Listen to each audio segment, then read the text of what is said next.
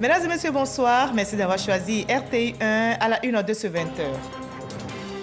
Le gouvernement promet d'agir face à la dégradation du pouvoir d'achat. La question de la flambée des prix des denrées de première nécessité était au menu du Conseil des ministres de ce mercredi. La lutte contre la vie chère va s'accentuer pour soulager les populations.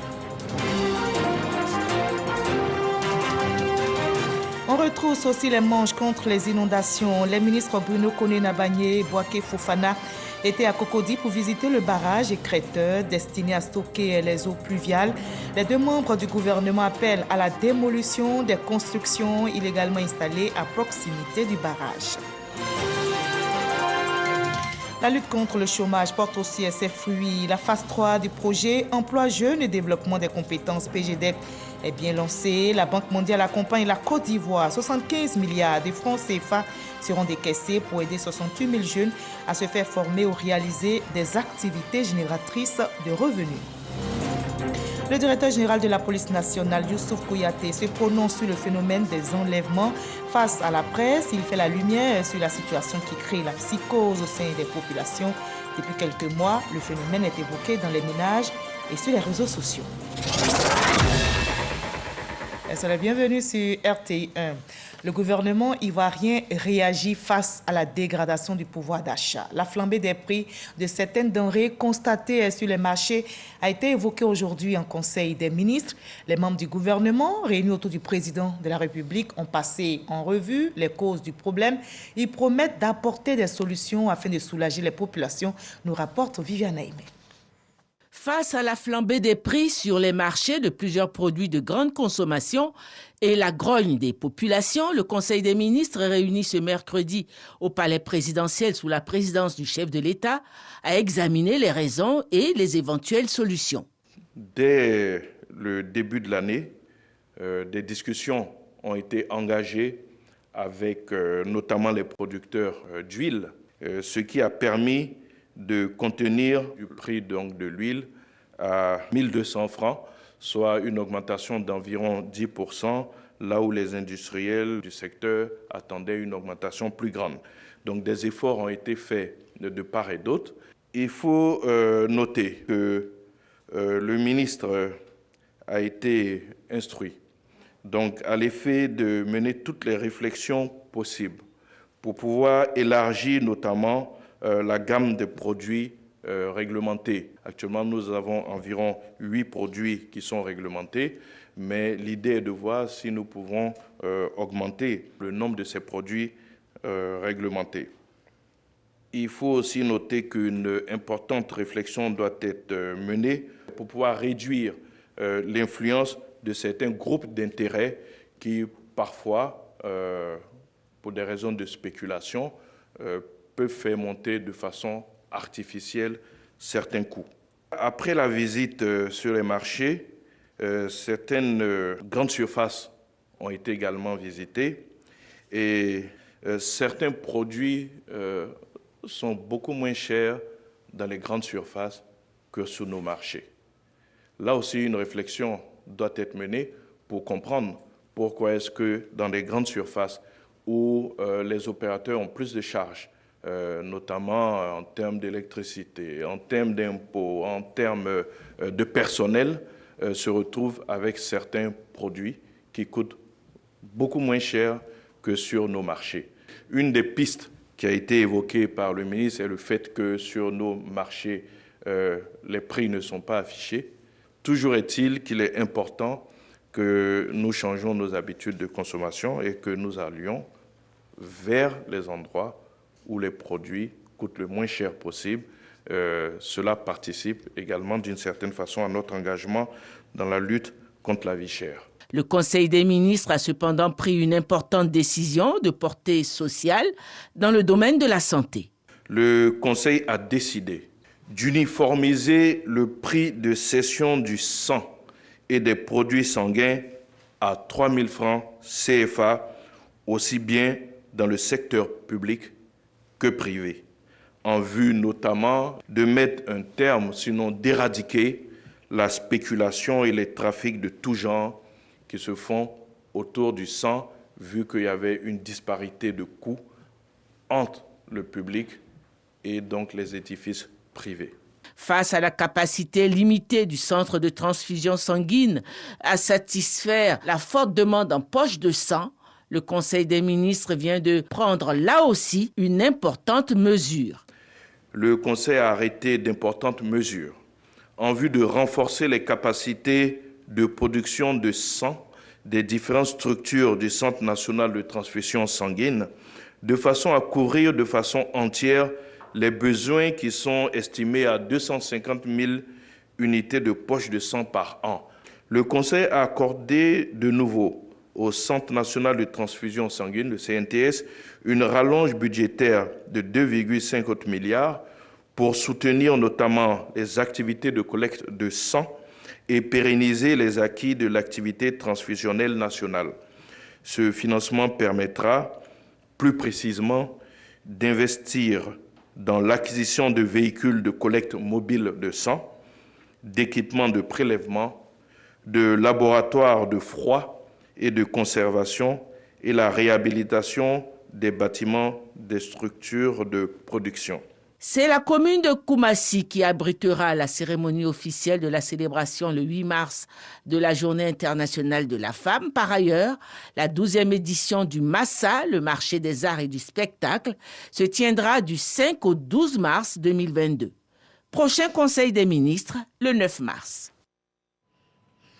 Ils sont descendus sur le terrain pour se faire leur propre idée de l'augmentation des prix et de certaines denrées de première nécessité. 5 ministres au total, Kobena Kwasi Adjoumani, Suleiman Diarasouba, Sidi Touré, Amadou Kone et Amadou Koulibaly ont visité différents sites de commercialisation. Ils invitent les commerçants au strict respect des prix dont certains font l'objet d'un encadrement par les pouvoirs publics. Jean-Luc Mambon. Ils étaient 5 ministres à descendre sur le terrain pour se faire leur propre idée de l'augmentation des prix de certains produits de grande consommation. Une visite synchronisée qui les a amenés d'abord chez l'un des fabricants d'huile de table, l'un des produits touchés par la hausse des prix. Une hausse dont les responsables de l'usine ont essayé de situer l'origine. Aujourd'hui, la tonne d'huile de palme brute est à $1 600 la tonne et en début d'année, elle était à peut-être 1 200. Et avant, c'était encore moins, ainsi de suite. Donc aujourd'hui, on est à un niveau qui a vraiment été vu. Après une visite de l'usine et de l'outil de production, les ministres se sont fondus dans les travées du marché de Selmer à Yopougon, accueillis par les complaintes des vendeuses, elles-mêmes dépassées par la hausse des prix. Échanges engagés, plaidoyer et écoute. Une véritable immersion dans le monde du commerce que les membres du gouvernement ont poursuivi en supermarché, toujours dans la commune de Yopougon. Une visite qui leur a permis de tirer plusieurs enseignements. La problématique de la cherté de la vie est une problématique nationale à laquelle chacun doit s'attaquer. Et chaque acteur, commerçant ou pas, doit pouvoir jouer sa partition pour, bien sûr, le bien du panier de la ménagère. Donc nous invitons vraiment toute la population à un civisme sur ce secteur. C'est vrai qu'au niveau des marchés, nous avons constaté un peu de surenchère ici et là sur les prix, compte tenu en fait des prix additionnels qu'on ajoute par rapport au transport ou pour d'autres raisons. Mais globalement, je pense que c'est un élément de satisfaction par rapport au respect des prix. Des enseignements, mais également des propositions de solutions. Je crois qu'aujourd'hui, nous devons axer notre politique sur la production locale pour que nous puissions être autosuffisants en protéines végétales. Le gouvernement est en train de se battre pour faire en sorte que le consommateur puisse trouver le minimum dont il a besoin pour assurer vraiment la vie quotidienne. Les ministres se sont surtout félicités de l'approvisionnement des marchés en produits de grande consommation, une situation qui réduit le risque de pénurie, elle-même à la base de la hausse des prix. On retrousse aussi les manches contre les inondations dans notre pays. Les ministres Bruno Kone Nabanye et Boaké Fofana étaient en visite des terrains à Cocody juste après le Conseil des ministres. Les deux membres du gouvernement appellent à la démolition des constructions illégalement installées à proximité du barrage écrêteur. Cet ouvrage est destiné à stocker les eaux pluviales, nous dit Grace Kando.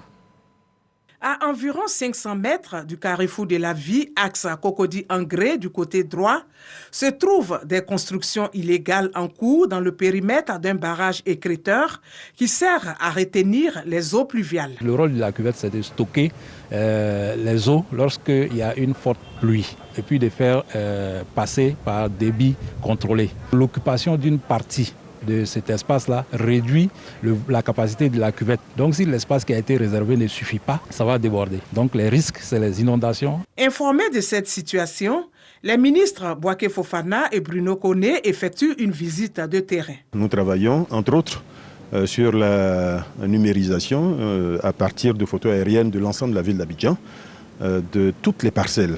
Cela va permettre en temps réel d'observer l'évolution géographique sur l'espace que nous couvrons et de prendre les bonnes décisions. Nous sommes venus ici aujourd'hui, nous avons vu ce qui s'y passe et j'en ai donné la certitude à mon collègue. Dès notre retour au bureau, les décisions bonnes pour nos populations seront prises. Pour joindre l'acte à la parole, séance tenante, une opération de démolition est lancée. La saison des pluies s'annonce depuis ce mois de février. Le ministre Bouaké Fofana fait le point des dispositions prises. Les maisons à risque sont identifiées depuis longtemps, elles sont connues. Et ce travail a été fait en collaboration avec l'ONPC. Bon, je crois que cette fois-ci, il faut y aller de façon plus ferme. Après la libération, nous allons prendre des mesures pour ne pas que les gens puissent revenir. Le ministre de l'Assainissement et de la Salubrité invite les populations vivant dans les zones à risque à les quitter. Bouaké Fofana appelle également à l'entretien des ouvrages d'assainissement. Et on garde la fermeté aussi contre le chômage. La lutte porte ses fruits. La phase 3 du projet Emploi Jeunes et Développement et des compétences PGDEC est bien lancée. La Banque mondiale accompagne notre pays. Un accord a été signé. 75 milliards de francs CFA seront décaissés pour aider 68 000 jeunes à se faire former ou réaliser des activités génératrices de revenus. Jean-Jacques Kwame. En signant cet accord de financement d'environ 75 milliards de francs CFA pour le projet Emploi Jeunes et Développement des compétences, PGDEC phase 3, l'État et son partenaire, la Banque mondiale, veulent trouver une solution à l'épineuse question de l'emploi jeune. En Côte d'Ivoire, ils sont environ 400 000 chaque année sur le marché du travail. Concrètement, ce projet offrira l'opportunité à 68 000 jeunes d'accéder aux formations et aux activités génératrices de revenus proposés par les conseils régionaux, à 34 000 jeunes de bénéficier d'un programme d'apprentissage en alternance, d'un stage, d'un programme de requalification ou d'opportunités d'entrepreneuriat, ce qu'on appelle souvent l'éducation de la seconde chance, et à 300 000 jeunes fréquentant les établissements d'enseignement technique de formation professionnelle et d'apprentissage, d'acquérir des compétences valorisées par le secteur privé. À cela, il faut ajouter la réhabilitation et l'équipement des 5 établissements professionnels. La part belle revient aux femmes dans ce projet car elles devront représenter au minimum la moitié des bénéficiaires. À travers ce projet, l'État veut booster l'employabilité des jeunes.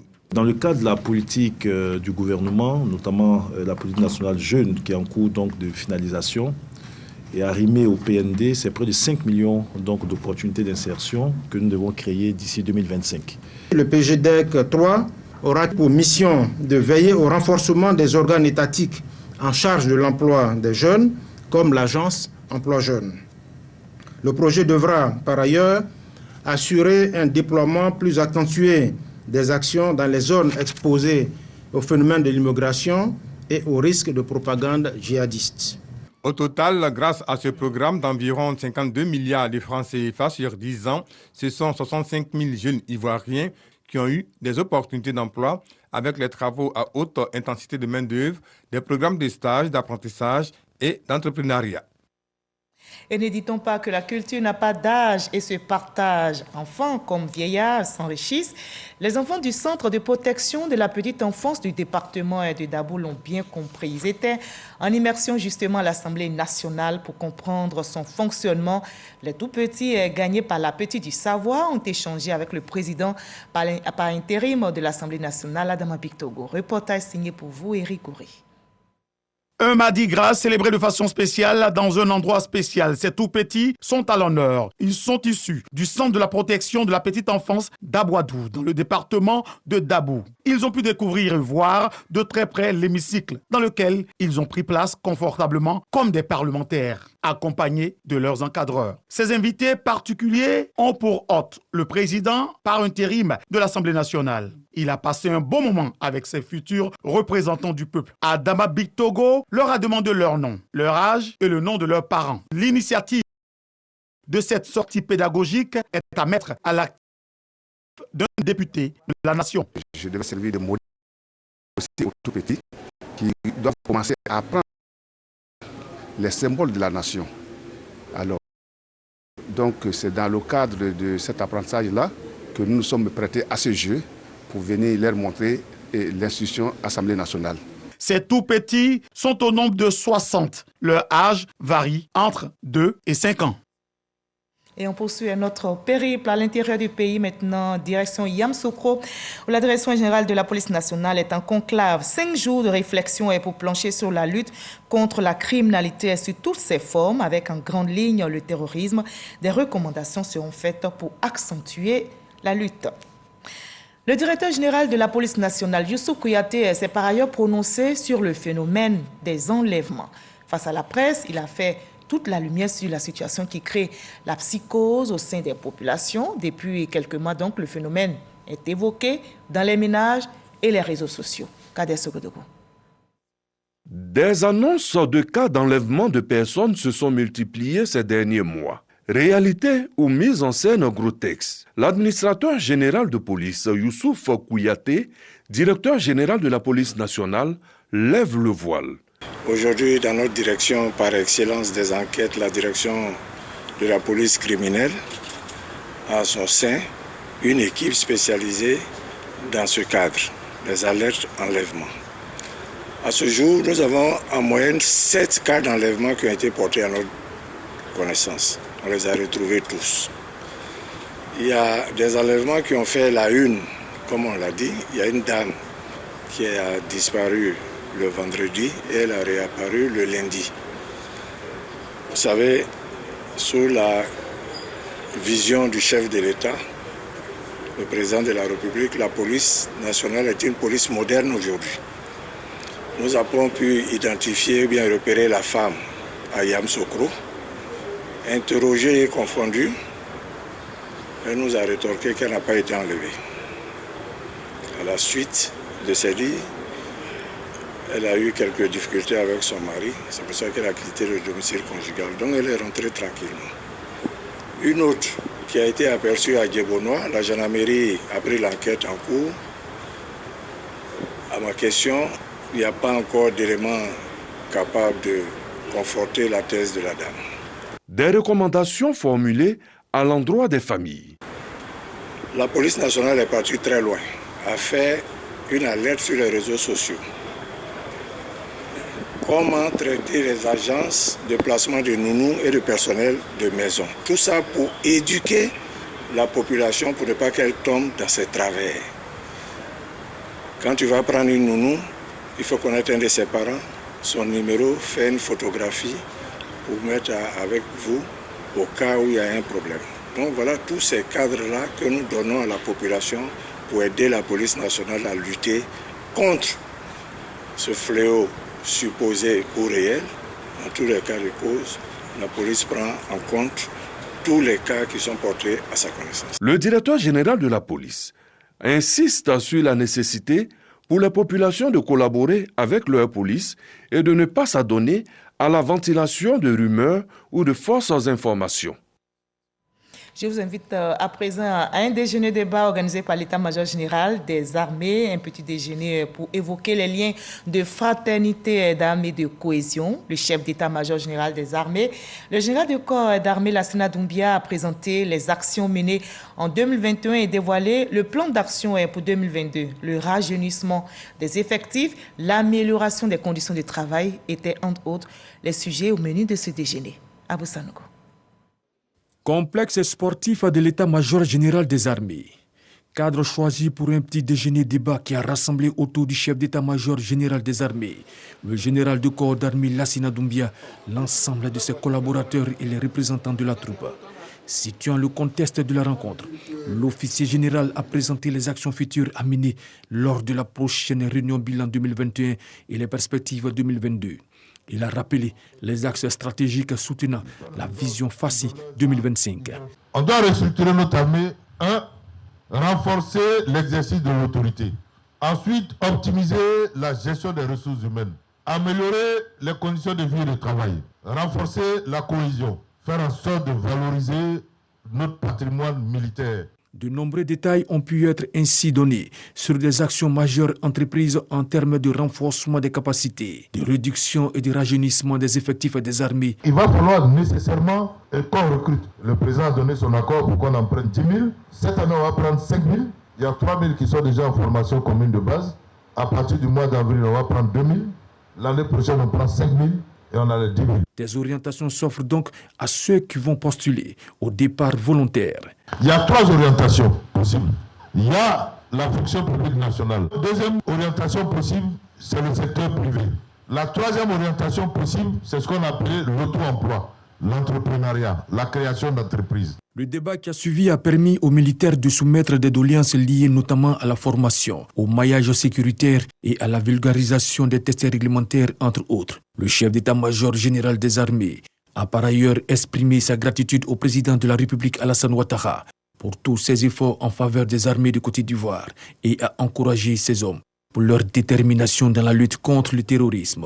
En 2025, la Côte d'Ivoire doit disposer, selon le chef d'état-major général des armées, entre autres d'une armée aux effectifs réduits, avec une pyramide de grades respectant les normes conventionnelles imprégnées des valeurs républicaines. À quel rythme avance la construction du second terminal à conteneurs du port d'Abidjan? Le nouvel ouvrage portuaire est globalement réalisé à 60%. Il avance bien et sera livré en novembre prochain selon la haute direction de Côte d'Ivoire Terminal. Les premiers bateaux devraient donc accoster dans quelques mois, nous dit l'enseigne Bakayoko. Le quai, les rails de portique, le pavage, le complexe entrée-sortie et la zone des ouvrages électriques. Des dizaines d'ouvriers mobilisés sur les importants chantiers du second terminal à conteneurs de Vridi. Réalisé à 60%, l'ouvrage sera opérationnel dès le 1er novembre prochain. Ce qui reste à faire, c'est bien évidemment l'arrivée des équipements. C'est un volet très important pour manutention des conteneurs.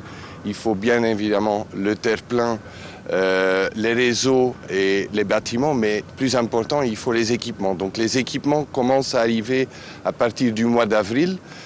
Les travaux au niveau de la superstructure ont consisté au remblai de 35 hectares de terrain et en la construction de 1300 mètres de quai. Avec son tirant d'eau de 16 mètres pouvant recevoir les plus gros navires, ce second terminal pourrait traiter plus de 1 500 000 conteneurs. Nous sommes sur un investissement de 262 milliards de francs CFA, dont 210 milliards complètement investis pour novembre 2022. Et aujourd'hui, à date, nous avons déjà investi 150 milliards de francs CFA et ça se voit. Il est important quand même de noter que l'ensemble des commandes nécessaires à un démarrage en novembre 2022 sont effectivement passées et nous serons au rendez-vous. Ces infrastructures offriront une plus grande capacité d'accueil au port d'Abidjan. De 22 millions de tonnes de marchandises actuellement, le port d'Abidjan devrait atteindre 30 voire 35 millions de tonnes de marchandises par an, devenant l'un des plus dynamiques d'Afrique subsaharienne.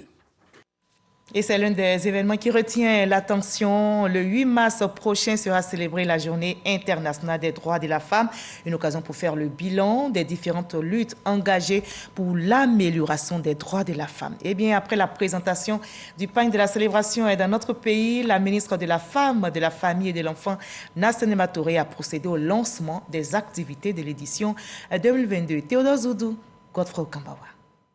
Un avenir durable se construit avec inégalité des chances. Je réclame donc 50-50 et je vous exhorte à le dire très fort avec moi. On veut 50-50. Nous devons tout de suite et maintenant lutter pour cette égalité. cette parité totale, une parité d'ailleurs qui est consacrée par notre Constitution. Un message traduisant toute la détermination de la femme à s'engager pour l'égalité du genre et participer activement au développement de la Côte d'Ivoire. En Côte d'Ivoire, beaucoup de choses ont été faites. Chacune doit faire un point, un bilan par rapport à elle-même et continuer à s'engager pour avoir un avenir durable en Côte d'Ivoire. On disait aux femmes de vraiment prendre leur destin en main. Tout changement vient de soi-même. Pour qu'on puisse t'aider, aide-toi toi-même d'abord. Nous sommes au lancement de la Journée internationale de la femme 2022. À cette occasion, la ministre Nassine Batouré est élevée comme première femme au grade de commandeur de l'Ordre du mérite de la femme et de la famille. Une décoration récemment instituée par le président de la République, Alassane Ouattara. Depuis 2011, la situation des femmes de notre pays connaît dans son ensemble des améliorations importantes. L'égalité d'accès aux opportunités des jeunes filles comme garçons est l'une des priorités de la vision du président de la République, son Excellence Alassane Ouattara, déclinée dans son programme de société La Côte d'Ivoire solidaire. Pour la ministre d'État Kandia Kamara, représentant la marraine, la grande chancelière Henriette Dagri Diabaté, la parité du genre et l'autonomisation de la femme occupent une place importante dans l'action gouvernementale. Pas une seule politique implémentée et pas un seul projet initié ne s'est fait sans que l'autonomisation de la femme n'en soit le vecteur directeur. Des fonds spéciaux sont mis à la disposition de l'entrepreneuriat féminin, notamment dans le cadre du Fonds d'appui aux femmes de Côte d'Ivoire, FAFSI, piloté par Madame la Première Dame, Madame Dominique Ouattara, avec toute la mansuétude et la générosité qu'on lui connaît. La célébration officielle aura lieu dans la commune de Koumassi le 8 mars prochain, ainsi que dans les autres régions de la Côte d'Ivoire. Le thème de cette année s'articulera autour de l'égalité de chances pour un avenir durable en Côte d'Ivoire. On fait à présent le point de la pandémie de Covid-19 en Côte d'Ivoire.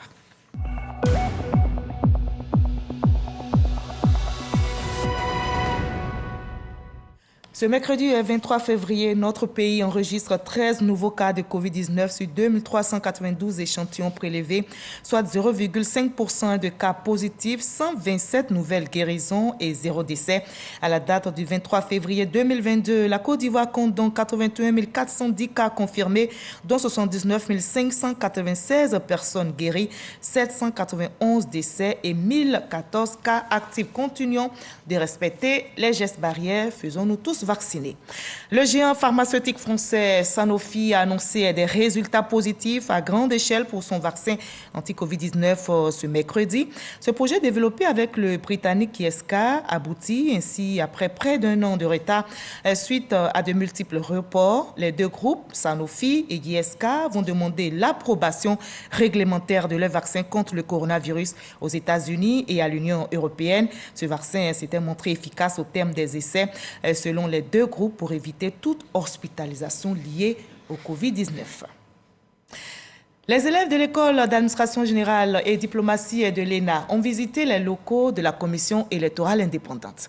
Bénéficiant d'une formation sur l'initiation au processus électoral, ces ENAC ont été instruits sur le parrainage citoyen, le délai de proclamation des résultats et les violences liées aux élections. Angela Diallo, Sidonie Davila. La CEI a ouvert ses portes aux élèves de l'École nationale d'administration d'Abidjan, ENA. Option, administration générale et diplomatie. De la théorie à la pratique, ces futurs, au cadre de l'administration publique, en pleine immersion, apprennent davantage sur le processus électoral.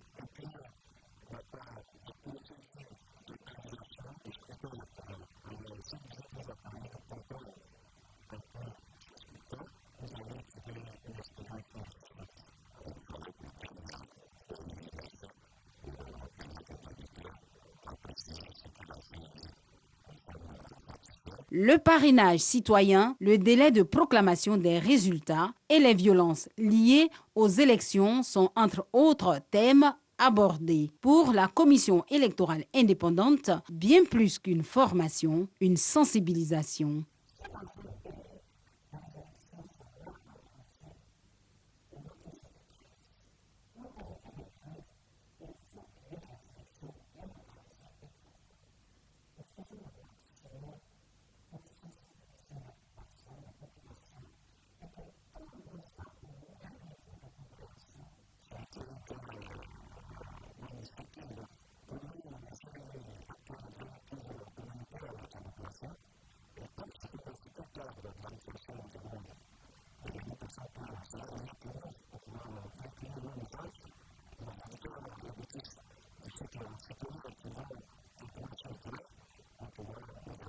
À l'issue de 3 jours d'imprégnation à la CEI, les énarques ont eu droit à une visite guidée des locaux de l'institution. Et toutes nos excuses pour la qualité sonore de ce reportage. Je vous invite tout de suite dans la ville de New York aux États-Unis qui vient d'abriter la cérémonie d'ouverture et de cloche de clôture de sa bourse des valeurs. La Côte d'Ivoire, par le biais de son ambassadeur aux États-Unis, Ibrahim Touré, a participé en tant qu'invité à ces événements. On en sait plus avec notre reporter Jean Magaki. Il est 16h GMT à la bourse des valeurs de New York quand l'ambassadeur Harold Doley Jr., entouré de sa famille, sonne la cloche de clôture des négociations du jour. Ce diplomate et homme d'affaires afro-américain est aussi célébré pour ses 50 années de service comme membre du plus grand marché financier du monde. Originaire de la Louisiane, il a 26 ans lorsqu'il achète un siège à la bourse de New York en 1973, devenant ainsi le seul afro-américain à posséder son siège. Parmi les convives à l'honneur dans cette fête, son Excellence M. Ibrahim Touré, ambassadeur de Côte d'Ivoire aux États-Unis, vient apporter le soutien du pays à ce grand ami de la Côte d'Ivoire. Ancien représentant des États-Unis auprès de la Banque africaine de développement BAD, Harold Doley Jr. a servi en Côte d'Ivoire de 1983 à 1985. La participation de la Côte d'Ivoire à cette cérémonie s'inscrit dans le cadre de la Black History Month, période dédié à la célébration de la contribution multiforme des Afro-Américains au développement économique des USA. Et on garde le sourire avec les humoristes de RTI.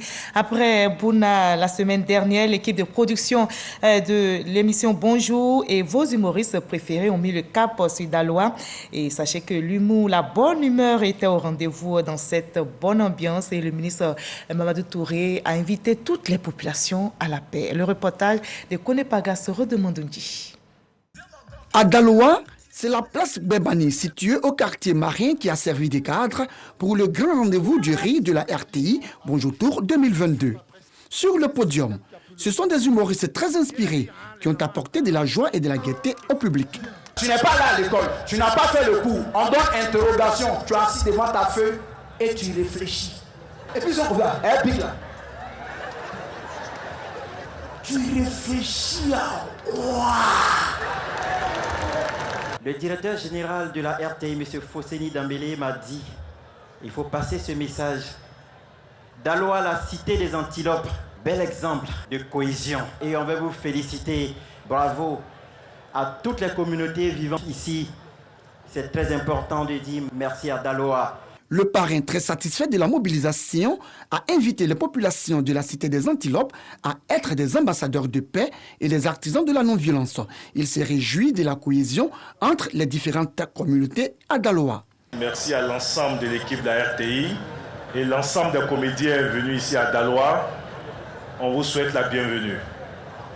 Je voudrais, au nom de cette grande population, vous avez vu les jeunes, ils sont sortis très nombreux. Daloa, c'est l'hospitalité. Dit qu'on est fiers de vous avoir. Le public, lui, a apprécié le spectacle et souhaite le retour de Bonjour l'année prochaine. On a vraiment adoré ce spectacle d'aujourd'hui. C'était waouh. J'aimerais bien que Bonjour revienne en 2023. On va remercier aussi le ministre Mamadou Touré qui nous a permis de vraiment rire aujourd'hui. Après plusieurs moments de stress, et on a l'occasion vraiment de se distraire. J'ai beaucoup apprécié sincèrement. Et puis, il faut reconnaître qu'on a vraiment des artistes vraiment talentueux en Côte d'Ivoire ici. On s'est bien amusé, on a bien ri surtout. Au ministre Mamadou Touré, vraiment merci pour ce qu'il fait pour la jeunesse de Daloa. Vraiment que le Seigneur le bénisse. Le message des populations reçu 5 sur 5 par le ministre Mamadou Touré, qui les assure de la présence de Bonjour en 2023 à Daloa. Petit éléphant, éléphanto. Petit de cabri, cabrito. Continuons de sourire à la vie, promouvons surtout la paix dans notre très beau pays, la Côte d'Ivoire. Allez, à demain 20h. N'oubliez pas de prendre soin de vous.